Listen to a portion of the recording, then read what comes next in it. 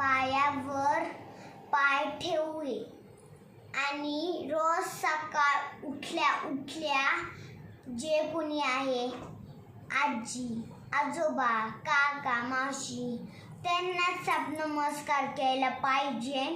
आणि रोज सकाळ उठल्या उठल्या नामस्मरण करायचं जय जय रघुवीर समर्थ आणि जे पाहुणे येईल त्यांना पहिला नमस्कार करायचा आणि त्यांना पटकन पाणी आणायचं आणि आपल्या आपल्याला का सद्गुरूंनी भेटायला दिले कारण आपल्या अंगात जो आत्मा आहे देव आहे तोच आपल्याला आत्मा करू शकतो म्हणून बैठकीला जावावे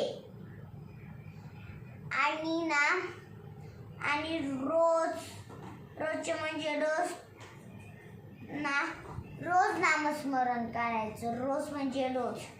कारण देव आपले जे काही रूप आहे ते देव पटकन करून देतो